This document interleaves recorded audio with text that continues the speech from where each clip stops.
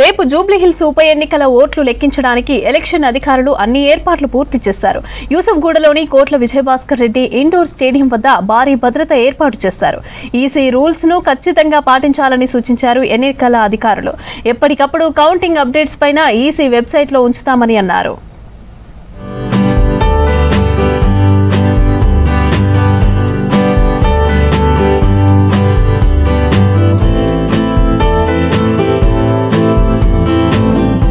జూబ్లీహిల్స్ ఉప ఎన్నికల కౌంటింగ్ రేపు ఉదయం 8 గంటలకు మొదలు కానుంది. హైదరాబాద్ యూసఫ్గూడలోని కోట్ల విజయభాస్కర్ రెడ్డి ఇండోర్ స్టేడియంలో ఓట్ల లెక్కింపు జరగనుంది. కేంద్ర బలగాలతో 3 అంచెల భద్రత ఏర్పాట్లు చేశారు. రేపటి ఓట్ల లెక్కింపునకు సంబంధించి అన్ని ఏర్పాట్లు చేశారు ఎన్నికల అధికారులు. మొత్తం 407 పోలింగ్ స్టేషన్లకు సంబంధించిన ఓట్ల కౌంటింగ్ 10 రౌండ్లలోనే పూర్తి స్థాయి ఫలితాలు తేలనున్నాయి.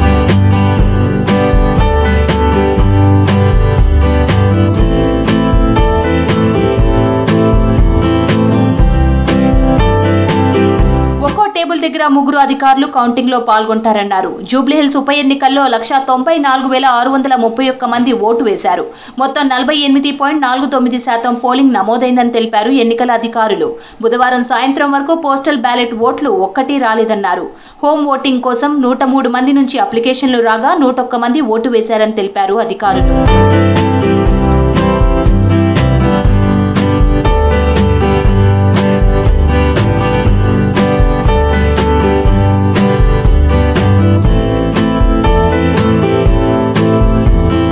కౌంటింగ్ ప్రక్రియను పర్యవేక్షించేందుకు స్పెషల్ అధికారిని నియమిస్తున్నామని తెలిపారు జిల్లా ఎన్నికల అధికారి ఆర్వి కర్ణన్. స్పెషల్ పర్మిషన్ తో ఈసారి 42 టేబుల్స్ ఏర్పాటు చేస్తున్నామన్నారు. మొదట పోస్టల్ బ్యాలెట్ కౌంటింగ్ చేస్తామన్నారు. మొత్తం 186 మంది కౌంటింగ్ సిబ్బంది పనిచేస్తారన్నారు RV Karnan. Total polled votes 1,94,631 48.49% voting చేయడం జరిగింది. కౌంటింగ్ రేపు మార్నింగ్ 8 o'clock ఫస్ట్ పోస్టల్ బ్యాలెట్లో స్టార్ట్ చేస్తాము. దాని దాదాపుగా 407 పోలింగ్ స్టేషన్ ఉన్నాయి. 10 రౌండ్స్ చేస్తున్నాం. 42 టేబుల్స్ ఉన్నాయి. జనరల్గా 14 టేబుల్స్ పెడతాము. స్పెషల్ పర్మిషన్ తీసుకొని 42 టేబుల్స్ పెట్టడం జరిగింది. బికాస్ క్యాండిడేట్స్ 59 క్యాండిడేట్స్ ఉన్నారు. సో టైం పడుతుందని చెప్పి 42 టేబుల్స్ ఇవ్వడం జరిగింది. 10 రౌండ్స్ మ్యాక్సిమం చేయడం జరుగుతుంది. Counting staff total 186 members counting staff ఉన్నారు. దానిలో కౌంటింగ్ సూపర్వైజర్, కౌంటింగ్ అసిస్టెంటు, ప్రతి టేబుల్లో ఒక కౌంటింగ్ కోసం మైక్రో అబ్జర్వర్ కూడా ఉంటారు. కోట్ల విజయభాస్కర్ రెడ్డి ఇండోర్ స్టేడియం దగ్గర 144 సెక్షన్ అమల్లో ఉంటుందన్నారు జాయింట్ సిపి తఫ్సీర్ ఇక్బాల్. అన్ని విభాగాల పోలీస్ బృందాలు అందుబాటులో ఉంటాయని చెప్పారు. భారీ బందోబస్తు ఉంటుందని తెలిపారు. ఈసీ అనుమతిచ్చిన వారే ఇక్కడికి రావాలన్నారు. ఎన్నికల నియమావళి ఉల్లంఘిస్తే కఠిన చర్యలు తీసుకుంటామని హెచ్చరించారు joint CP Tafseer Iqbal. IR head quarter నుంచి ఇదిలో specific women platoon, men platoon, QRT team, swat team, CRF team మొత్తం ఇక్కడ పెడుతున్నాను. రేపు కూడా 144 సెక్షన్ అమల్లో ఉంది. సో ఎలక్షన్ కమిషన్ నుంచి తర్వాత ఆరు నుంచి ఎవరికి పర్మిషన్ ఇచ్చారు దోస్ పీపుల్ ఆర్ పర్మిటెడ్. అదర్కి 144 సెక్షన్ ప్రకారం నేను ట్రీట్ చేస్తున్నాను. సో దయచేసి మీరు ప్రోబిటరీ ఆర్డర్స్కి రెస్పెక్ట్ చేయండి. తర్వాత ఇప్పుడు ఎంసీసీ టిల్ 16 మన ఫోర్స్లో ఉన్నాయి. మోడల్ కోడ్ ఆఫ్ కండక్ట్ ఇది కూడా రెస్పెక్ట్ చేయాలి. ముందుగా షేక్పేట్ డివిజన్ ఓట్ల లెక్కింపు ప్రారంభం కానుంది. చివరగా ఎర్రగడ్డ డివిజన్ ఓట్లను లెక్కించనున్నారు. ఒక్కో రౌండ్ పూర్తయిన వెంటనే ఫలితాల వివరాలను ఎన్నికల కమిషన్ వెబ్సైట్లో అప్లోడ్ చేస్తామని తెలిపారు అధికారులు.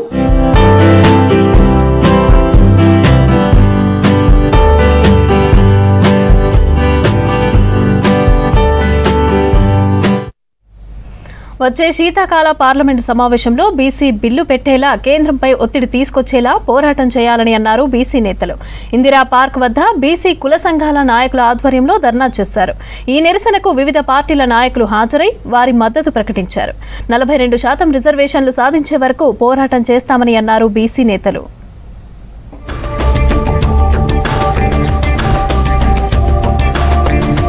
దేశంలోని బీసీ వర్గాలకు సరైన ప్రాతినిధ్యం ఉండాలంటే పార్లమెంట్లో చట్టం చేయాలన్నారు హర్యానా మాజీ గవర్నర్ బండారు దత్తాత్రేయ.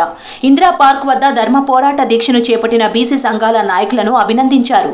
42% రిజర్వేషన్లు బీసీలకు వస్తుందని ఆశాభావం వ్యక్తం చేశారు బండారు దత్తాత్రేయ. మొదటిసారి ధర్మ పోరాటమైనటువంటి కార్యక్రమాన్ని చేపట్టేందుకు ముందు నేను బీసీ జేఏసీని హృదయపూర్వకంగా అభినందిస్తున్నాను. ఎందుకంటే ముఖ్యంగా ఇప్పటికైనా సమాజంలో వస్తున్నటువంటి మార్పును గమనించి ప్రభుత్వాలు కానీ పార్టీలు కానీ తెలుసుకోవాల్సిన అవసరం ఎంతైనా ఉన్నది.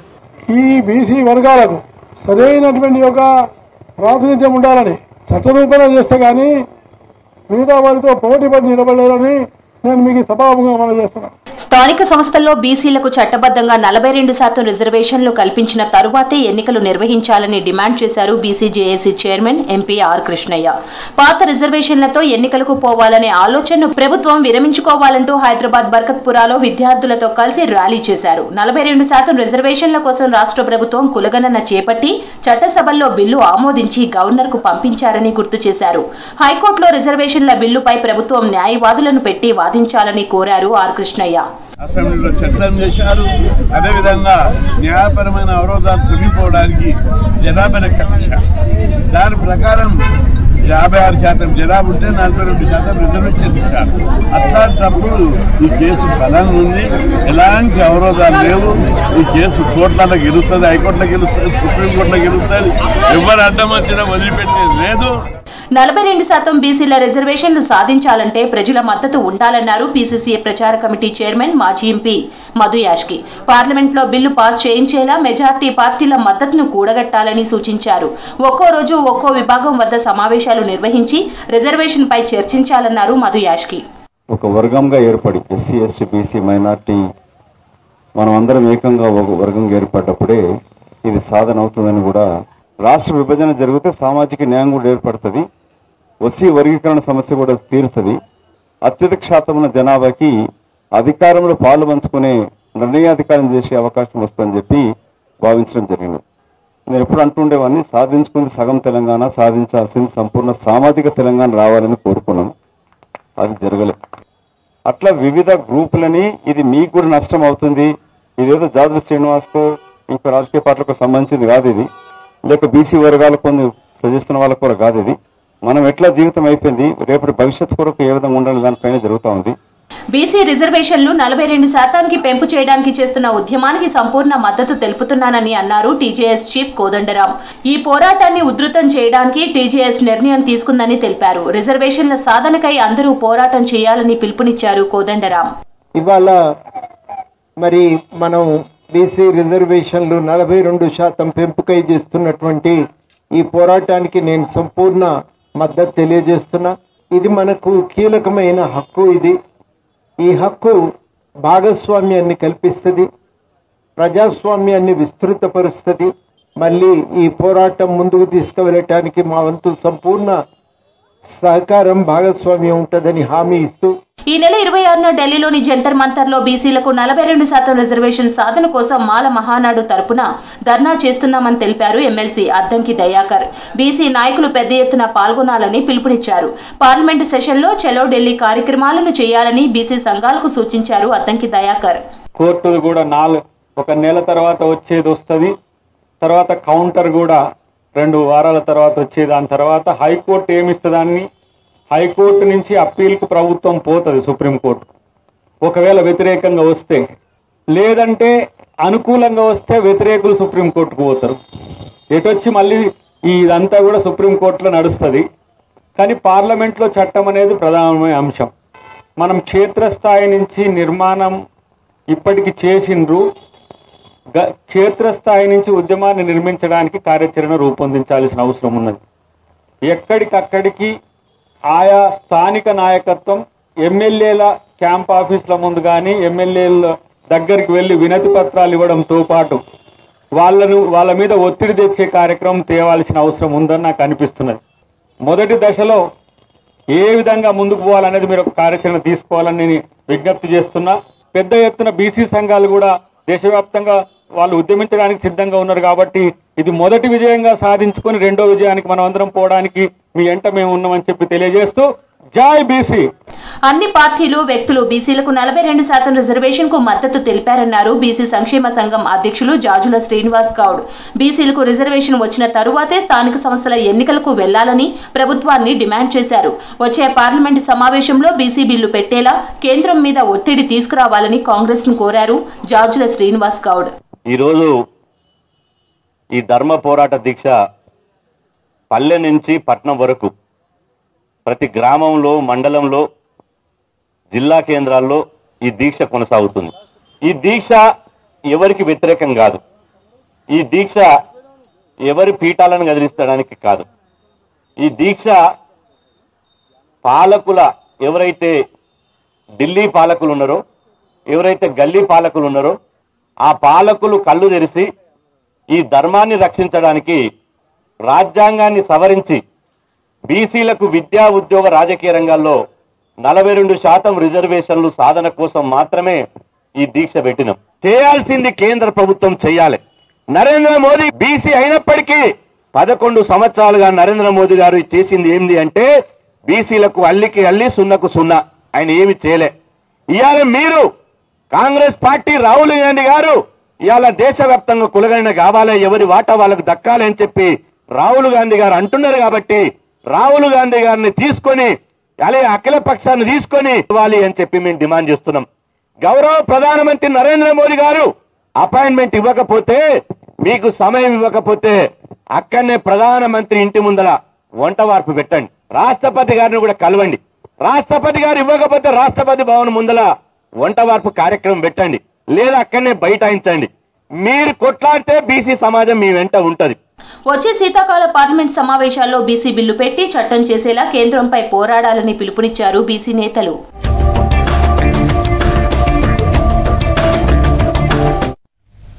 అంబేద్కర్ లా కాలేజీ విద్యార్థులు Delhi, Agra education tour successful గా ముగిసింది. వారం రోజుల పర్యటనలో వారు ఢిల్లీ హైకోర్టును సందర్శించారు. అక్కడ వాదనలు జరుగుతున్న తీరును పరిశీలించారు. ది కేస్ ఫర్ రామ్ పుస్తకావిష్కరణకు హాజరయ్యారు. ఈ ప్రోగ్రాంకు హాజరైన సొలిసిటర్ జనరల్ తుషార్ మెహతా ప్రసంగాన్ని ఆసక్తిగా విన్నారు. భారత ప్రజాస్వామ్యానికి కీలకమైన పార్లమెంటును సందర్శించారు. రాష్ట్రపతి భవన్ను విజిట్ చేశారు.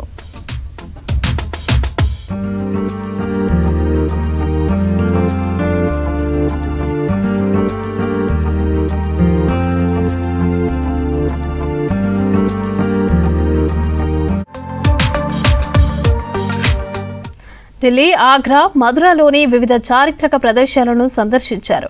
వివిధ కోటలను పరిశీలించారు లా కాలేజీ విద్యార్థులు. మొఘలుల పాలనను తెలుసుకున్నారు. శ్రీకృష్ణ జన్మభూమి అయిన మధురలో హారతీలో పాల్గొన్నారు. ఢిల్లీ, ఆగ్రా ఎడ్యుకేషన్ టూర్ తమకు ఎంతో విజ్ఞానాన్ని అందించిందని అన్నారు లా కాలేజీ స్టూడెంట్స్. ఇంత మంచి టూర్ ఏర్పాటు చేసినందుకు కాలేజీ యాజమాన్యానికి కృతజ్ఞతలు చెప్పారు.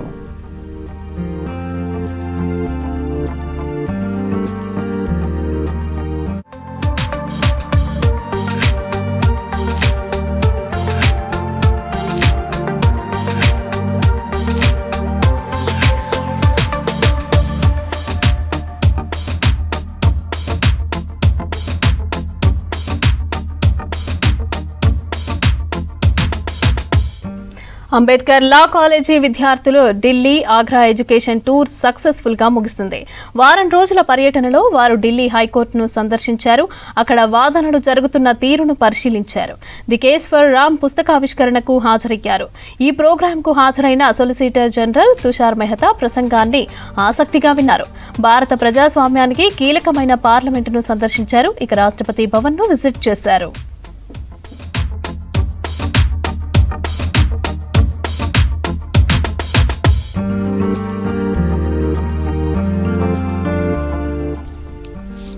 ఢిల్లీ, ఆగ్రా, మధురలోని వివిధ చారిత్రక ప్రదేశాలను సందర్శించారు.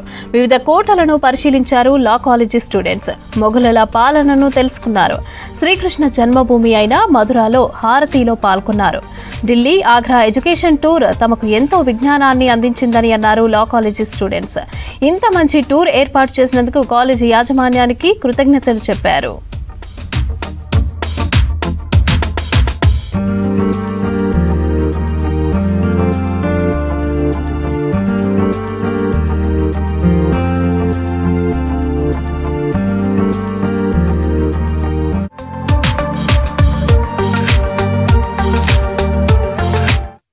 కాళోజీ నారాయణరావు ప్రజల పక్షాన నిలబడి పాలకులను రాజకీయ పార్టీలను ప్రశ్నించేవారని అన్నారు కేంద్ర సాహితీ పురస్కార గ్రహీత అంపశయ్య నవ్వేన్. కాళోజీ రామేశ్వరరావు ట్రెడిషనల్ గా మాట్లాడితే నారాయణరావు మాటలు రెవల్యూషనరీగా ఉండేవని అన్నారు.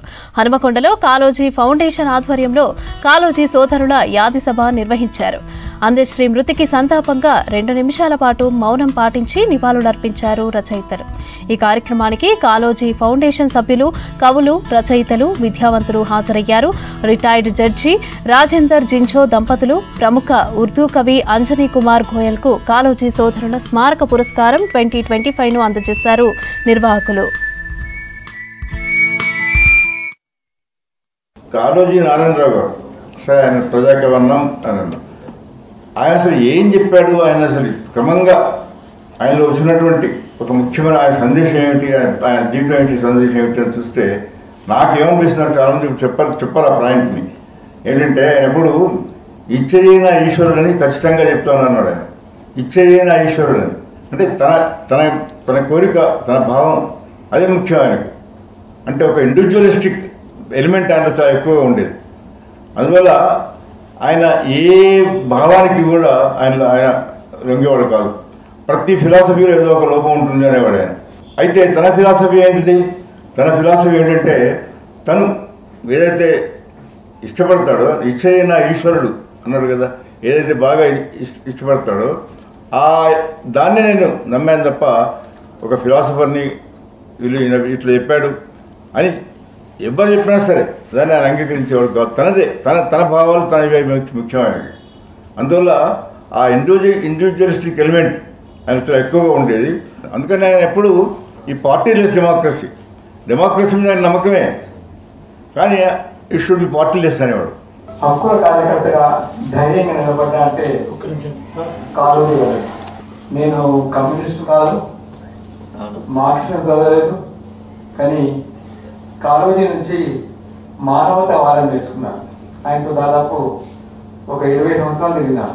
ప్రతిసారి ప్రశ్నించేవాడు, ప్రతిసారి కాళ్ళతో జాగ్రత్తగా ఉండాలి, ఎప్పుడేం ప్రశ్నించాలో తెలియదు. దాంట్లోంచి నేను నా పర్సనాలిటీని మోల్డ్ చేసుకున్నాను. ప్రజల అంశాలను ఎట్లా గుర్తించాలా, హక్కుల అంశాలు ఏవి అనేది నేను చాలా కృషి చేశాను. కాళోజీ నాకు చాలా స్ఫూర్తి. అందుకే చాలా గర్వంగా నేను మొదటి మీటింగ్ వరంగల్ పెద్ద సభలో చెప్పాను, కాళోజీ చెప్పింది నేను ఆచరిస్తున్నాను, నేను ఎక్కడ కాంప్రమైజ్ కాలేదు. ఎంత అంటే తీవ్రమైన సమస్య అంటే నేను చాలా తీవ్రంగా వరంగల్ సమస్య ఉంది, నన్ను పోలీసులు చంపాలని ప్రయత్నం చేస్తున్నారు. నేను కాళోజీ దగ్గరికి అడిగాను, కాళోజీ ఏం చేయాలి, నాకు కోసం లేదు, వరాలు హైదరాబాద్ పోయినాను, బాలగోపాల్ పోయినా, ఎక్కడనే ఉన్నాను, పోలీసులు నన్ను వెంటాడుతున్నారు. కాళోజీ చెప్పింది ఏంటంటే చచ్చిపో అన్నాడు. అదే స్వభావం. ఈ అవార్డు ఇచ్చినందుకు నేను ఒక రకంగా, అది కాళోజీ అవార్డు కాబట్టి న్యాచురల్గా కొంత సంతోషంగాను మరికొంత గర్వంగానూ ఉంది. ఎందుకంటే నా మొదటి పుస్తకం హాజరీ అనే పుస్తకం ఉంది, కవిత్వం పుస్తకం. నేను అప్పుడు మ్యాజిస్ట్రేట్గా పనిచేస్తున్నప్పుడు ఆ పుస్తకాన్ని వేశాను. దానికి ముందు మాట రాసింది కాళోజీ గారు. ఒక 2 నిమిషాలు చెప్పక తప్పదు. ఎందుకనంటే ఆ పుస్తకంలో కూడా అది రాసింది ఏంటంటే మొత్తం కోర్టు గురించి రాసినటువంటి పోయమ్స్. బహుశా ఏ మ్యాజిస్ట్రేట్ కూడా అంత ధైర్యంగా కోర్టు గురించి అట్లా రాసే అవకాశం ఉందని నేను అనుకోను. అందుకు మినహాయింపు మంగారి రాజేందర్, చెప్పక తప్పదు కొన్నిసార్లు. ఎందుకనంటే అందులో ఒక్క కేసు చాలు అనే ఒక పోయం ఉంటుంది. ఆ తర్వాత అక్కడ ప్రవేశపెట్టాల్సింది కోర్టును కాదు, మా విట్నెస్ని కాదు, కోర్టుని అని చెప్పేసినటువంటి చరణాలు ఉంటాయి. అవన్నిటికీ సరి అయినటువంటి ముందు మాట రాసేటువంటి పరిస్థితి ఎవరికి ఉంటుంది అనుకున్నప్పుడు కాళోజీ గారు తప్ప ఇంకెవరికి అనిపించలేదు. ఆయనతోనే ముందు మాట రాయించాను. ఆ ముందు మాట రాసిన తర్వాత ఆయన ఫోన్ చేసి, నువ్వు వస్తావా, నేను పంపించనా అన్నారు. వద్దొద్దు, నేనే వచ్చి తీసుకుంటానని వచ్చి ఆయన ఇంటికి వచ్చి నాగిల రామశాస్త్రి గారితో మాట్లాడి ముగ్గురం కలిసి కూర్చొని ఆయన రాసిన స్క్రిప్ట్ని తీసుకొని వెళ్ళాను. అది ఈ పుస్తకం, ఇది హాజరీ అయిన పుస్తకం. ఇప్పుడు మళ్ళీ 2వ సంపుటి కూడా ఇది వస్తుంది, అంటే పునర్ముద్రణ కూడా వస్తుంది. దీంట్లో మొత్తం కూడా ఇది హాజరు అంటే కోర్టును హాజరుపరచాలి అని చెప్పారు. ఆ కాలంలో 96లో జరుగుతున్నటువంటి వాతావరణాన్ని గురించి. मैं कालोजी फाउंडेशन का तहे दिल से शुक्रिया अदा करता हूँ कि उन्होंने मुझे इस पुरस्कार के काबिल समझा। कालोजी रामेश्वर शाह साहब की शख्सियत के बारे में महेश्वर साहब से मैंने हैदराबाद में सुना था और यहाँ भी वक्ताओं ने उनके बारे में काफ़ी बताया। तो ऐसी महान हस्ती के नाम से पुरस्कार मिलना मेरे लिए बहुत ही गौरव की बात है, बहुत सम्मान की बात है। मैं फाउंडेशन के सभी पदाधिकारियों और कार्यकर्ताओं, कार्यदर्शियों को, विद्यार्थी साहब और आप सभी को दिल से शुक्रिया अदा करता हूँ। రోజు రోజుకు ఉష్ణోగ్రతలు తగ్గుతున్నాయి. చలికి ప్రజలతో పాటు వన్యప్రాణులు కూడా ఇబ్బందులు పడుతున్నాయి. దీంతో నెహ్రూ జువలాజికల్ పార్కులో జంతువుల కోసం ఏర్పాట్లు చేస్తున్నారు అధికారులు.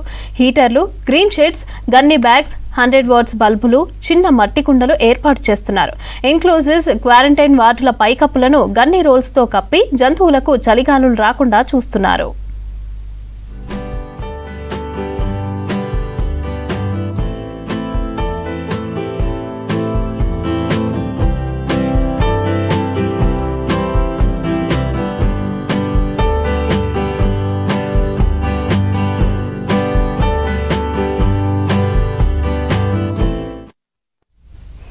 రాష్ట్రంలో 2 రోజుల్లో 1050 వాహనాలపై కేసులు నమోదు చేశామని తెలిపారు ఆర్టీఏ అధికారులు. మరో 750 వెహికల్స్ ని సీజ్ చేశామని అన్నారు. 33 ఎన్ఫోర్స్మెంట్ బృందాలు, 3 ఫ్లయింగ్ స్క్వాడ్స్ చెకింగ్స్ చేశాయని అన్నారు. మైనింగ్ శాఖను సమన్వయం చేసుకుని ఓవర్లోడ్తో వెళ్లే వాహనాలను క్వారీలు, అదేవిధంగా ఇసుక రీచ్ల వద్దే నియంత్రించామని తెలిపారు ఆర్టీఏ అధికారులు.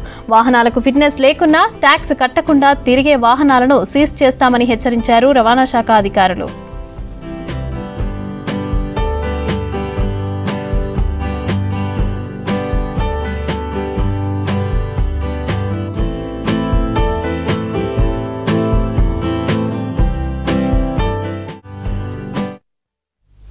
హైదరాబాద్లోని నింపోలి అడ్డా రైల్వే అండర్ పాస్ సమీపంలో కారు పార్కింగ్ చేయడంతో డాగ్ స్క్వాడ్తో తనిఖీలు చేశామని అన్నారు east zone DCP Balaswamy.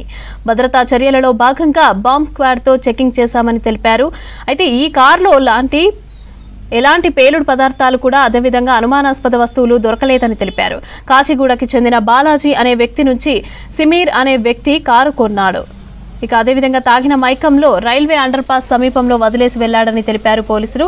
Delhi పేలుళ్ల నేపథ్యంలో ప్రజలు అప్రమత్తంగా ఉండాలని, ఏమైనా అనుమానాస్పదంగా కనిపిస్తే తమకు సమాచారం అందించాలని కోరారు డీసీపీ బాలస్వామి.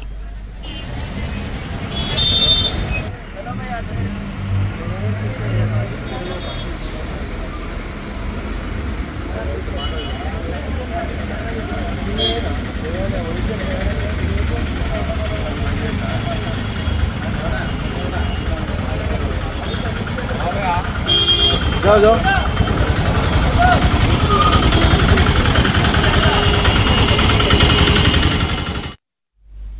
హైదరాబాద్లోని నింపోలి అడ్డా రైల్వే అండర్ పాస్ సమీపంలో కారు పార్కింగ్ చేయడంతో డాగ్ స్క్వాడ్తో తనిఖీలు చేశామని అన్నారు east zone DCP Balaswamy.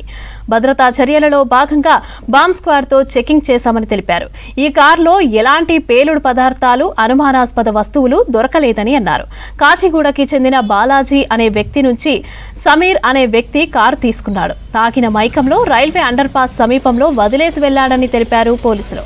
Delhi పేలుళ్ల నేపథ్యంలో ప్రజలు అప్రమత్తంగా ఉండాలని, ఏమైనా అనుమానాస్పదంగా కనిపిస్తే తమకు సమాచారం అందించాలని కోరారు డీసీపీ బాలస్వామి. అరౌండ్ 7:30 ప్రాంతంలో ఒక అనుమానాస్పదంగా ఒక వెహికల్ ఈ తగ్గి జైలుకి ఎదురుగా ఆపినట్టు కాచిగూడ పోలీస్ స్టేషన్కి ఇన్ఫర్మేషన్ వచ్చింది. ఇమీడియట్గా లోకల్ ఎస్ఐ నరేష్ మరియు లోకల్ ఏసీపీ కాచిగూడ ఇక్కడికి రావడం జరిగింది. దాన్ని ప్రొటెక్ట్ చేసి ఇమ్మీడియట్గా మన హైదరాబాద్ సిటీ బాంబ్ స్క్వాడ్కి ఇమ్మీడియట్గా ఇన్ఫర్మేషన్ ఇవ్వడం జరిగింది. వాళ్ళు ఇమ్మీడియట్గా వచ్చేసి వాళ్ళ దగ్గర ఉన్నటువంటి ఎక్విప్మెంట్ తోటి ఈ కారు డీటెయిల్స్ అన్నీ కూడా వెరిఫై చేసి నథింగ్ వాజ్ ఫౌండ్. ఈ మధ్యలో ఢిల్లీలో జరిగినటువంటి బ్లాక్ బ్లాస్ట్ సందర్భంగా ఎక్కడైనా కానీ ఇటువంటి అనుమానాస్పద వ్యక్తులు ఉన్నట్లయితే, అనుమానాస్పద వస్తువులు ఉన్నట్లయితే ఇమ్మీడియట్గా లోకల్ పోలీస్కి ప్రజలు అందించాలి.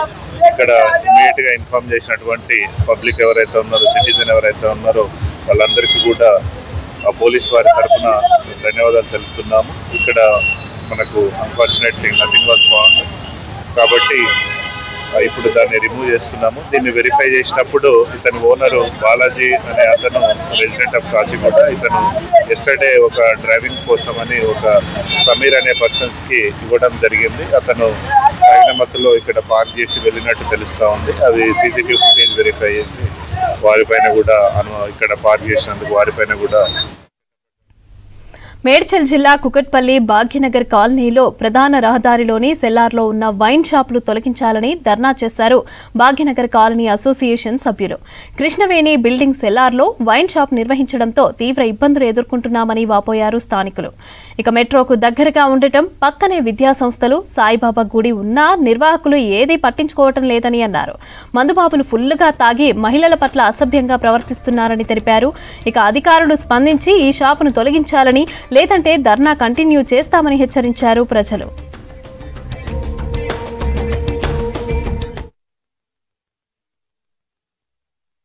ఇది 40 ఫీట్ రోడ్ అండి. మెయిన్ కాలనీకి ముఖద్వారం. ఇది మెట్రో పోవడానికి మెయిన్ ఎంట్రన్స్ కూడా ఇదేను. ఈ 40 ఫీట్ రోడ్లో డివైడ్ చేయడం వల్ల ఆ 20 ఫీట్ రోడ్ 20 ఫీట్ రోడ్ ఉందండి. ఇది అన్ఆఫిషియల్ సెల్లార్లో వైన్ షాప్ 6 సంవత్సరాల నుంచి పెట్టి మమ్మల్ని, మా కాలనీకి ప్రజలకు ఇబ్బంది కలుగజేస్తూ మేము కమిషనర్ గారికి, ఎమ్మెల్యే గారికి, కార్పొరేటర్ గారికి, జిహెచ్ఎంసీ కమిషనర్ అందరికీ మేము విన్నవించుకున్నామండి. అన్అఫిషియల్ సెల్లార్లో బిజినెస్ చేయొచ్చా? పార్కింగ్ ఏరియాలో మేము ఒకటే అడుగుతున్నాం, commissioner, GH commissioner, deputy commissioner అడుగుతున్నాను, జోనల్ కమిషనర్ గారిని. అపార్ట్మెంట్లో పార్కింగ్ ఏరియాలో సెల్లార్లో, అన్అఫిషియల్ సెల్లార్లో వైన్ షాప్ పెట్టి బిజినెస్ చేయొచ్చా? మీకు న్యాయమేనా అని మేము మా కాలనీ తరఫున మేము అడుగుతున్నాము. ఇక్కడ వైన్ షాప్ మూలంగా మేము చాలా ఇబ్బందులు పడుతున్నామండి. పక్కన మెట్రో ఉంది, టెంపుల్ ఉంది, కాలేజీస్ ఉన్నాయి. చిన్న చిన్న పిల్లలందరూ ఇంటర్ కాలేజీస్ పిల్లలందరూ వెళ్తుంటే ఇక్కడ తాగి ఇక్కడ రోడ్ల మీద ఇక్కడ పబ్లిక్ గానే గ్లాసులు పట్టుకుని బయట తాగుతూ ఉంటారు. ఆ గుడి పక్కన మొత్తం తాగుతూనే ఉంటారు. ఆ పిల్లల దగ్గర, కాలేజీ పిల్లల దగ్గర కానీ, లేడీస్ వెళ్తున్నప్పుడు కానీ ఆ తాగిన వాళ్ళు ఫిల్తీ లాంగ్వేజ్ వాడుతున్నారు. కాబట్టి ఇక్కడ అసలు సెల్లార్లో ఉండొచ్చా ఉండకూడదా బ్రాందీ షాప్ అనేది అది తెలియటం లేదు మాకు. అది గవర్నమెంట్ పర్మిషన్ లేనప్పుడు, సెల్లార్లో పర్మిషనే లేనప్పుడు గవర్నమెంట్ ఎట్లా ఇస్తుంది? సెల్లార్లో పెట్టుకోవడానికి పర్మిషన్ ఎట్లా ఇస్తుంది వాళ్ళకి అనేది గవర్నమెంట్ కూడా ఒకసారి ఆలోచించాలి. ఎక్సైజ్ శాఖ కూడా వాళ్ళు కూడా ఆలోచించాలి. అసలు పర్మిషన్ ఎందుకు ఇవ్వాలి అక్కడ సెల్లార్లో ఆ హక్కు లేనప్పుడు? అదంతా కూడా ఎక్సైజ్ శాఖ అది చూసుకోవాలండి. 2017 నుంచి మాకు ఈ ప్రాబ్లం ఉంది. 17లో మాకు వైన్ షాప్ వచ్చినప్పుడు ఈ కాలనీలో మాకు ఇంటిమేషన్ మాకు తెలియలేదు. 2019 నుంచి మేము పోరాడుతున్నాం ఇక్కడ వైన్ షాప్ వద్దు అని. గత 6 సంవత్సరాలుగా కంటిన్యూస్గా పోరాడుతూనే ఉన్నాము. అసోసియేషన్ వాళ్ళు ఫైట్ చేస్తూనే ఉన్నారు. మన ఎక్సైజ్ వాళ్ళకి అన్ని డిపార్ట్మెంట్లకి లెటర్లు ఇస్తూనే ఉన్నాం. ఇదే జరుగుతుంది తప్పితే కంటిన్యూషన్ ఇది వైన్ షాప్ మాత్రం పోవట్లేదు. ఈసారైనా వైన్ షాప్ ఉండకుండా చేయాలని, మా వాళ్ళందరూ మంచిగా చేయాలని చెప్పి అసోసియేషన్ వాళ్ళందరూ వచ్చారు. వాళ్ళందరికీ సపోర్ట్గా లేడీస్ అందరూ వచ్చాము. మేము ఈవినింగ్, ఇంతకుముందు ఎప్పుడైతే నైట్ టైం అయితే లేడీస్ ఇబ్బంది ఉండేది అనుకోవచ్చు, కానీ ఈ కాలనీలో డే షాప్ ఓపెన్ చేసినప్పటి నుంచి అది క్లోజ్ చేసినా కూడా తెల్లారే వరకు కూడా ఇదే జరుగుతుంది. కనీసం లేడీస్ ఎవరు కూడా రోడ్లో నడిచే పరిస్థితి లేదండి. ఫ్యామిలీస్తో మేము ఇది దాటి వెళ్ళలేకపోతున్నాం. ఇక్కడ ట్రైన్ దిగినా, బస్ దిగినా, ఆటో దిగినా అందరికీ కూడా ఇదే మెయిన్ ఎంట్రీ. యాదాద్రి భువనగిరి జిల్లా కేంద్రంలోని మదర్ డైరీ ముందు ఆందోళన చేశారు పాడి రైతులు. పెండింగ్లో ఉన్న బిల్లులు చెల్లించాలని డిమాండ్ చేశారు. రోడ్డుపై పాల క్యాన్లతో ధర్నా చేశారు. ఒక వీరవెల్లి గ్రామానికి చెందిన 120 మందికి పైగా 24 లక్షల బిల్లులు పెండింగ్లో ఉన్నాయని ఆగ్రహం వ్యక్తం చేశారు. వెంటనే బకాయిలు చెల్లించాలని అన్నారు. లేదంటే ఆందోళన మరింత ఉధృతం చేస్తామని హెచ్చరించారు పాడి రైతులు.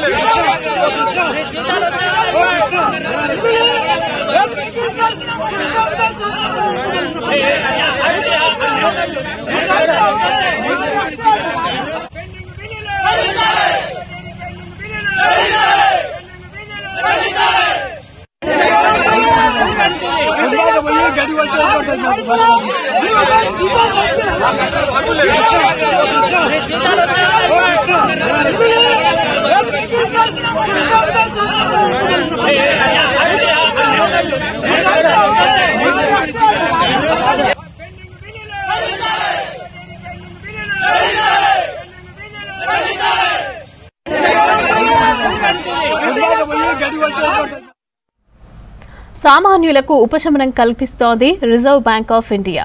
అత్యవసర సమయాల్లో చాలా మంది బంగారం తాకట్టు పెట్టి లోన్స్ తీసుకుంటారు. అయితే ఇప్పుడు సామాన్యులకు అందుబాటులో ఉండేలా వెండిపైన కూడా రుణాలు తీసుకునే సదుపాయాన్ని తీసుకొస్తోంది ఆర్బీఐ. ఇందుకు సంబంధించిన గైడ్ లైన్స్ సిద్ధం చేసింది. ఇవి 2026 ఏప్రిల్ నుంచి అమల్లోకి వస్తాయని తెలిపింది ఆర్బీఐ. బ్యాంకులు, ప్రైవేటు సంస్థలలో బంగారం తాకట్టు పెట్టి లోన్ తెచ్చుకుంటారు జనం. అయితే ఇక మీద వెండి పెట్టి లోన్ పొందవచ్చని రిజర్వ్ బ్యాంక్ ఆఫ్ ఇండియా కొత్త మార్గదర్శకాలు విడుదల చేసింది. వాణిజ్య బ్యాంకులు, ఎన్బిఎఫ్సిలు వెండి ఆభరణాలు లేదా నాణేలపై రుణాలు ఇవ్వొచ్చని తెలిపింది. ఎంత పర్సెంటేజ్ రుణం ఇవ్వాలనేది సిల్వర్ క్వాలిటీ మీద ఆయా బ్యాంకులే నిర్ణయం తీసుకునే సదుపాయం కల్పించింది ఆర్బీఐ.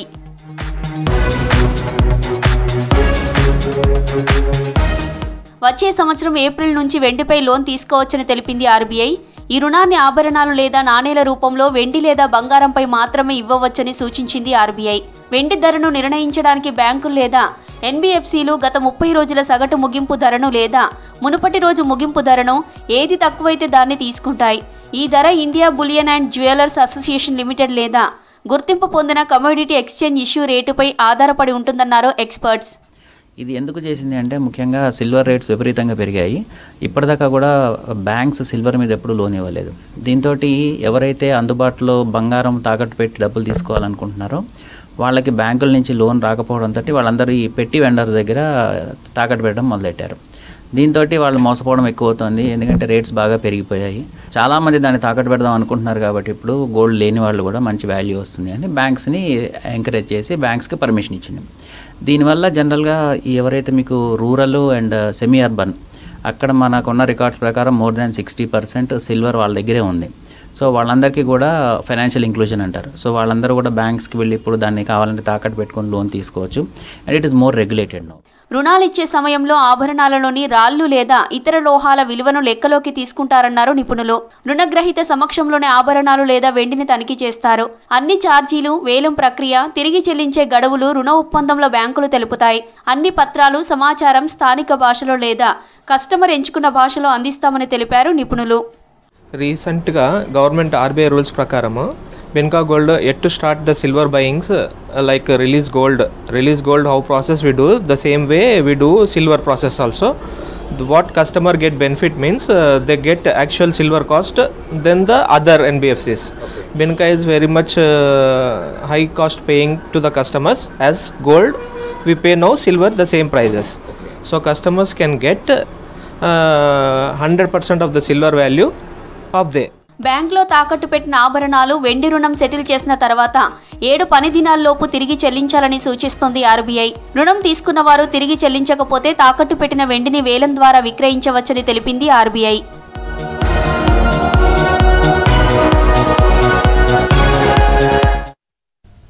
క్లౌడ్ సీడింగ్ ప్రస్తుతం ఎక్కడ చూసినా ఇదే మాట వినిపిస్తోంది. ఢిల్లీలో కాలుష్యాన్ని నియంత్రించడానికి ప్రభుత్వం అనేక చర్యలు తీసుకుంటోంది. అందులో ఒకటి క్లౌడ్ సీడింగ్. దేశ రాజధాని ఢిల్లీలో గాలి నాణ్యత పెరగటం కోసం కృత్రిమ వర్షాన్ని కురిపించాలని క్లౌడ్ సీడింగ్ చేపట్టింది అక్కడి ప్రభుత్వం. కానీ క్లౌడ్ సీడింగ్ సత్ఫలితాలని ఇవ్వలేదు. అసలు క్లౌడ్ సీడింగ్ ఏ విధంగా చేస్తారు? ఢిల్లీలో ఆర్టిఫిషియల్ రెయిన్ ఫెయిల్ అవ్వడానికి కారణాలేంటి? క్లౌడ్ సీడింగ్ ద్వారా పర్యావరణంపై ఎలాంటి ప్రభావం చూపిస్తుందో తెలుసుకోవాలంటే లెట్స్ వాచ్.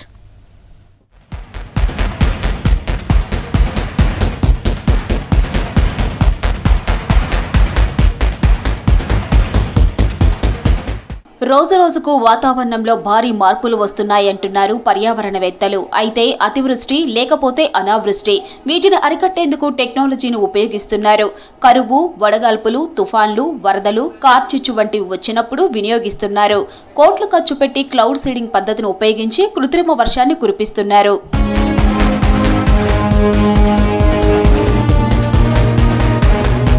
మేఘాలలో సహజంగా నీటి ఆవిరి, తేమ ఉంటాయి. కానీ వర్షంగా మారడానికి కొన్నిసార్లు అవి సరిపోవు.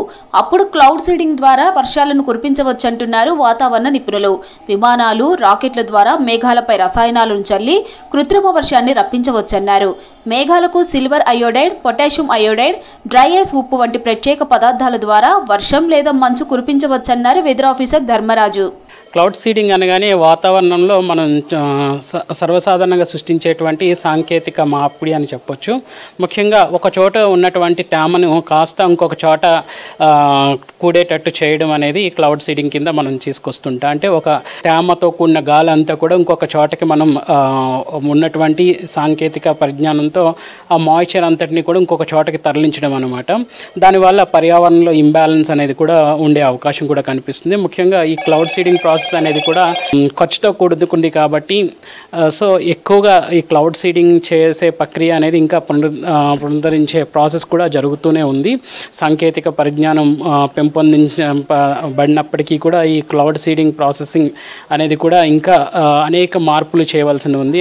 కరువులను తగ్గించడానికి, హిమపాతం పెంచడానికి, వడగళ్లను తగ్గించడానికి, పొగమంచును తొలగించడానికి లేదా గాలి నాణ్యతను మెరుగుపరచడానికి అనేక దేశాలు క్లౌడ్ సీడింగ్ ఉపయోగిస్తున్నాయని తెలిపారు వాతావరణ శాఖ అధికారులు. క్లౌడ్ సీడింగ్ వర్షం కురవడంతో వ్యవసాయ ఉత్పాదకత పెరుగుతుందన్నారు. వడగళ్ల పరిమాణాన్ని తగ్గించడంతో పాటు విమానాశ్రయాల చుట్టూ పొగమంచును తొలగిస్తుందన్నారు.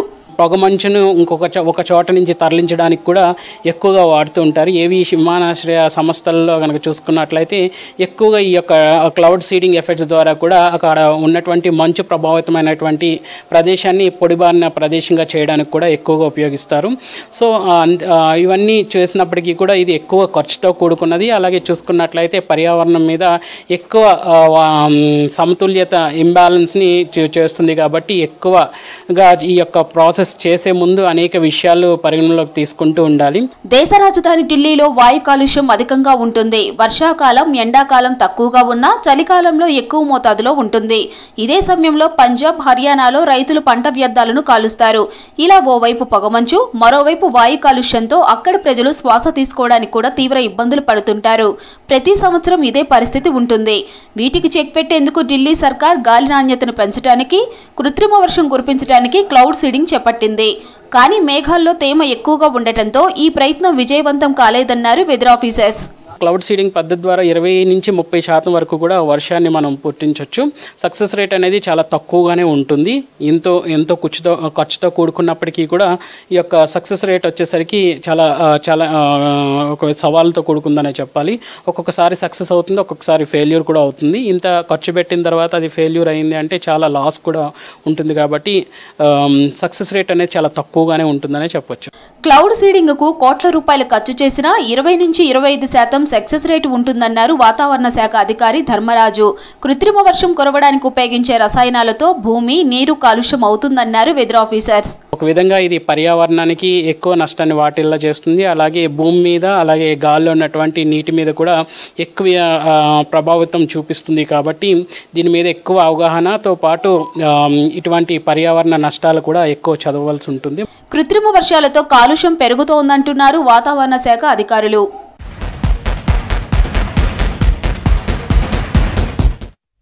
హైదరాబాద్లో ప్రముఖ fashion design institute Hamstech freshers day party గ్రాండ్గా జరిగింది. గ్రూవ్ అండ్ షైన్ పేరుతో జేఆర్సీ కన్వెన్షన్లో నిర్వహించిన ఈ పార్టీలో ఫ్యాషన్ డిజైన్ స్టూడెంట్స్ చేసిన డాన్స్లు అలరించాయి. ర్యాంప్ వాక్ స్పెషల్ అట్రాక్షన్గా నిలిచింది. స్టూడెంట్స్కు చదువుతో పాటు కల్చరల్ యాక్టివిటీస్లో ప్రోత్సహిస్తామని తెలిపారు ఆ సంస్థ సీఈఓ అజిత. ఫ్యాషన్ ఇండస్ట్రీకి ఐకాన్గా హైదరాబాద్ మారుతోందని అన్నారు విద్యార్థులు.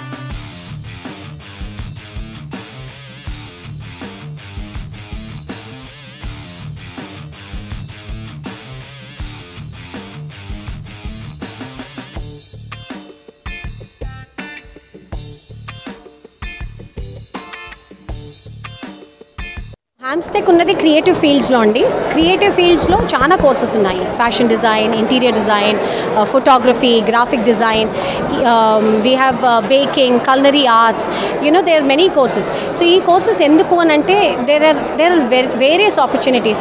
ఒకప్పుడు Bombay used to be called the hub of all fashion, but ఇప్పుడు if you see the ability of people to spend, I think Hyderabad, Telangana state has beaten almost all states. So the awareness kuda anta perigindi. Modalo mothers used to select their clothes for the entire family, but ippudu atla kaadu. Everybody wants to dress in a particular style, dress in particular colors, trends, they want to follow the latest trends. So that is the reason that every nook and street and corner will need a designer who will cater to the different kind of requirements. It could be small day-to-day use, which could be a breadth line. It could be a diffusion use, which could be a range of 10,000, about 30,000 to 50,000, and a couture range which will be higher. So there are designers for each of these ranges. We see clothes from a range of 700 to almost 7 lakhs also. So alanti variant requirement అయిపోయింది Hyderabad the, Telangana state they, and that is why we need that many designers. Similarly interior designers kuda we need so many today. Every apartment that is coming up in the state of Telangana. I'm very passionate about this field anamata, like draping sarees, my mom wore sarees to create new look actually, and I'm very interested in styling, modeling and all, and I want to create more and I want to explore more in fashion designing, and I want to create new brand of mine like another brands. So I wish my dream has come true. So this Hamstech gave me a wonderful opportunity to prove myself here. So I'm very proud to be here in a part of this Hamstech life. I have joined Hamstech join ayanu Gachibowli branch. So basically career ante it's not about only architecture gaani lepothe engineers gaani doctors gaani kaadu, other fields kuda untayi like photography. So nenu interior designing pick cheskuna endukante as you can see Hyderabad lo kuda chaala boom avutundi interior design. Shamshabad ఎయిర్పోర్ట్లో మరోసారి అతిపెద్ద cargo విమానం land అయింది. ప్రపంచంలోనే అతిపెద్ద cargo విమానాల్లో ఒకటైన Antonov 124 రస్లాన్ శంషాబాద్కి వచ్చింది. అబుదాబి నుంచి భారీ సరుకులతో శంషాబాద్ ఎయిర్పోర్ట్కు వచ్చింది. ఈ కార్గో విమానం నుంచి సరుకులను డెలివరీ చేసుకున్నారు అధికారులు. ఈ కార్గో విమానం తిమింగలం ఆకారంలో ఉంటుందన్నారు. భారీ మొత్తంలో సరుకులను రవాణా చేస్తోందని అన్నారు అధికారులు.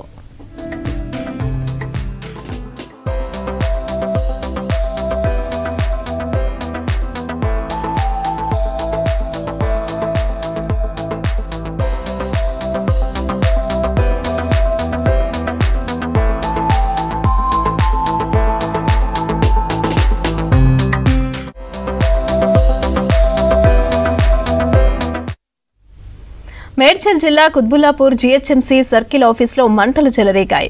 మొదటి అంతస్తులో అగ్ని ప్రమాదం జరగగా ఆఫీస్ ఫైల్స్, డాక్యుమెంట్స్ కాలిపోయాయి.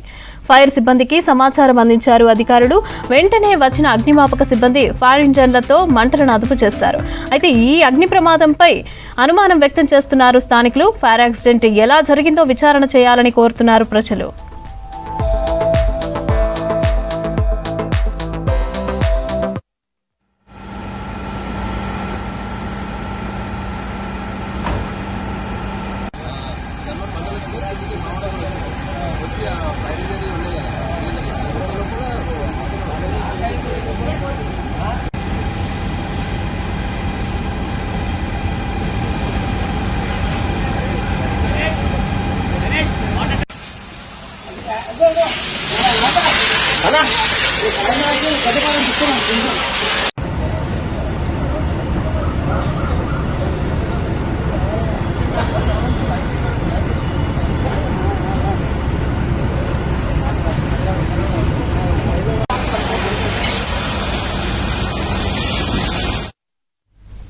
లంచం తీసుకుంటూ ఏసీబీకి పట్టుబడ్డారు టౌన్ ప్లానింగ్ అధికారులు. ఆదిబట్ల మున్సిపల్ పరిధిలోని ఓ ఇంటి పర్మిషన్ కోసం టౌన్ ప్లానింగ్ అధికారి వరప్రసాద్ అసిస్టెంట్ వంశీ 1.5 లక్షలు డిమాండ్ చేశారు. ఇక దీంతో బాధితుడు 75,000 ఇస్తూ ఉండగా ఏసీబీ అధికారులు రెడ్ హ్యాండెడ్ గా పట్టుకున్నారు.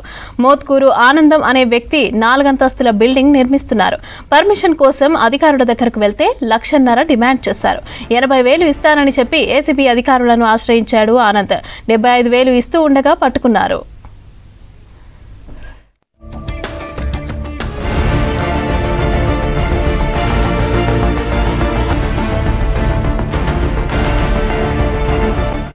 గజాలలో ఒక 4 ఫ్లోర్స్లో కన్స్ట్రక్షన్ కోసమని ఇక్కడ అప్లై చేశాడు. First construction permission, building permission ఉంటుంది.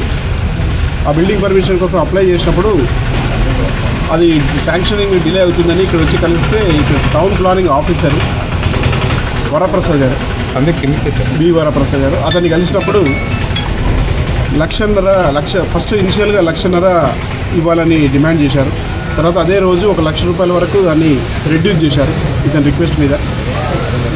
తర్వాత అతను వెళ్ళిపోయాక మళ్ళీ నెక్స్ట్ డే మళ్ళీ వాళ్ళ అసిస్టెంట్ ఎవరైతే ఉన్నారో ఇక్కడ అవుట్ సోర్సింగ్ ఎంప్లాయీ ఉన్నాడు వంశీకృష్ణ అని చెప్పేసి, అతను ఇతను ఫోన్ చేసి యాక్చువల్లీ 80,000 అన్నది తీసుకురావాలి, మినిమం 80,000 తీసుకొస్తే శాంక్షన్ అది దాన్ని ఫార్వర్డ్ చేసేస్తాం కమిషనర్ గారికి, అక్కడ నుంచి అయిపోతుంది శాంక్షన్ అని చెప్పారు. టౌన్ ప్లానింగ్ ఆఫీసర్ ఈరోజు యాక్చువల్లీ ఆఫీస్కు ఇక్కడ రావాలి. అతను ఐజా మరియు ఆమనగల్లు కూడా, ఐజా అతను యాక్చువల్లీ పోస్టింగ్ ఇక్కడ ఆదిబట్ల, ఆమనగల్లు ఇన్ఛార్జ్ అతను. ఇక్కడ గురు శుక్ర శని 3 రోజులు ఇక్కడ ఉద్యోగం చేయాలి అతను. ఈరోజు వస్తానని చెప్పాడు, ఈరోజు మనీ తీసుకురమని చెప్పాడు. కానీ అతను అసిస్టెంట్ని ఇక్కడ ఆఫీస్ దగ్గర పెట్టేసి అసిస్టెంట్కు పైసలు ఇవ్వమని చెప్పాడు. అసిస్టెంట్ పైసలు తీసుకుంటుంటే పట్టుకున్నాం మేము. తర్వాత అసిస్టెంట్ వంశీకృష్ణను పట్టుకున్నాక ఇమీడియట్లీ ఇతని లొకేషను జిల్లెలగూడలో వచ్చేది. అక్కడ ఇంటికి వెళ్ళేసి ఇంకొక టీము మెయిన్ అక్కీను కూడా తీసుకొచ్చారు. ఆదాయం పెంచుకునే మార్గాలను పెంచుకోవాలని ఆర్టీసీ అధికారులకు సూచించారు రవాణా శాఖ మంత్రి పొన్నం ప్రభాకర్. నష్టాల్లో ఉన్న ఆర్టీసీ డిపోలపై ప్రత్యేక కమిటీ ఏర్పాటు చేయాలని అన్నారు. ఆ డిపోలు లాభాల్లోకి వచ్చేలా ప్రత్యేక కార్యాచరణ రూపొందించాలని చెప్పారు. ఆర్టీసీపై రివ్యూపై నిర్వహించిన మంత్రి పొన్నం హైదరాబాద్లో పెరుగుతున్న కొత్త కాలనీల్లో బస్సు రూట్లు పెంచడంపైన అధ్యయనం చేయాలని సూచించారు.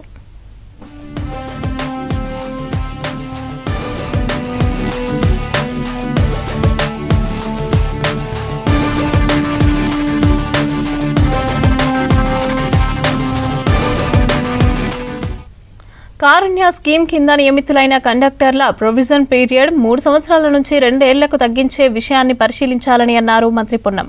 ఆరంగర్లో అధునాతన బస్సు టెర్మినల్ నిర్మాణం కోసం ఆర్టీసీ, పోలీస్ శాఖల మధ్య భూ బదలాయింపు చర్చలు అంటారు. ఇక సిటీలో కొత్త బస్సు డిపోలకు స్థల పరిశీలన చేసి ప్రభుత్వానికి నివేదిక ఇవ్వాలని చెప్పారు. బస్సు ప్రమాదాలు తగ్గించడానికి డ్రైవర్ మానిటరింగ్ సిస్టమ్ అమలు చేయాలని ఆదేశించారు.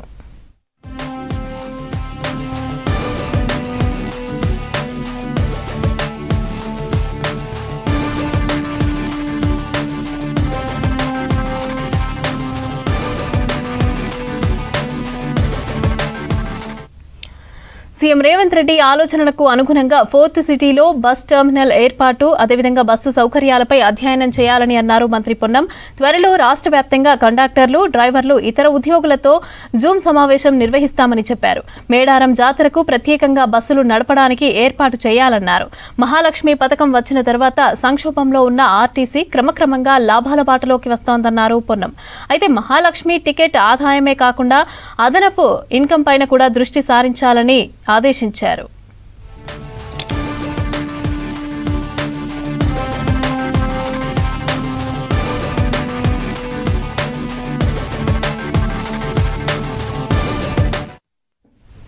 తెలంగాణ రాష్ట్ర అధికారిక గేయ రచయిత, ప్రముఖ కవి అందశ్రీ కుటుంబ సభ్యుల్ని పరామర్శించారు మంత్రి వివేక్ వెంకటస్వామి. కుటుంబ సభ్యులకు ధైర్యం చెప్పారు. ప్రభుత్వం అండగా ఉంటుందని భరోసా ఇచ్చారు. జయ జయ హే తెలంగాణ, జననీ జయ కేతనం అని పాడే ప్రతి గొంతులో అందశ్రీ ఉంటారని అన్నారు మంత్రి వివేక్. తెలంగాణ గుండెల్లో ఎప్పటికీ అందశ్రీ జ్ఞాపకంగా ఉండిపోతారని అన్నారు. అయినా బయటికి పోదాం పంపండి, నేను అవుతుంది నాతో. నువ్వు రావద్దు నా దగ్గర కంటే రావద్దు, రానియడు మంచి నచ్చుతున్నా రానియడు. ఎంతమంది మీడియా వాళ్ళు వచ్చినారే మీకేం పని లేదా పోర్రి నా పర్మిషన్ కావాలంటున్నా పని లేదా మీకు పోర్రి వెళ్ళిపోర్రి నేను పిలవలేదు. చాలు నేను చేసిన కాడి చాలు నేను పిలిచింది అయ్యా ఇంక 20 ఏళ్ళ ఆయుష్ ఉన్నది అన్నాడు నేను ఇప్పుడే చచ్చిపోను ఎందుకో సావు మాట మాట్లాడుతుండు వారం 10 రోజుల నుంచి నేను ఇప్పుడే సావనమ్మా 20 ఏళ్ళు నా ఆయుష్ ఇంకా చాలా నీళ్ళు కట్టుకుంటున్నా నా ఇంట్లోకి పోవాలి నా ఇల్లుతోటే ఉన్నాడు చెల్లాలి. సికింద్రాబాద్లో చోరీ జరిగింది. బోయిన్పల్లి పిఎస్ పరిధిలోని కంసాలి బజార్లోని రామాలయం వద్ద ఓ ఇంట్లో దొంగతనానికి యత్నించారు 2 వ్యక్తులు. అయితే స్థానికులు పట్టుకొని చితకబాదారు. శనివారం ఇదే కాలనీలో చోరీ చేశారని, దేవుడికి చెందిన సామాగ్రిని దొంగిలించారని స్థానికులు చెబుతున్నారు. నిందితుల నుంచి 12 కిలోల ఇత్తడి సామాగ్రి స్వాధీనం చేసుకున్నారు. 2 దొంగలను చెట్టుకు కట్టేసి పోలీసులకు అప్పగించారు స్థానికులు.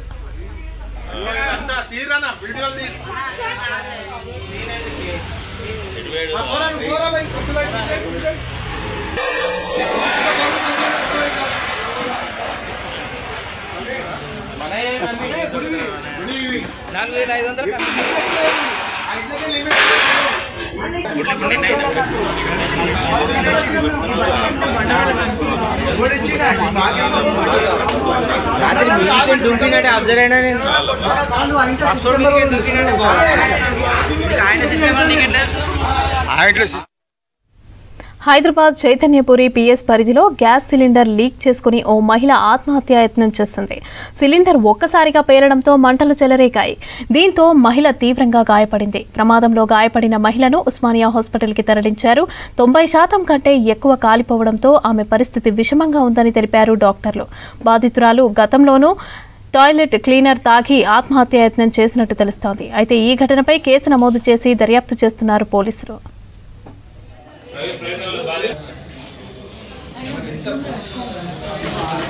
ఏముంది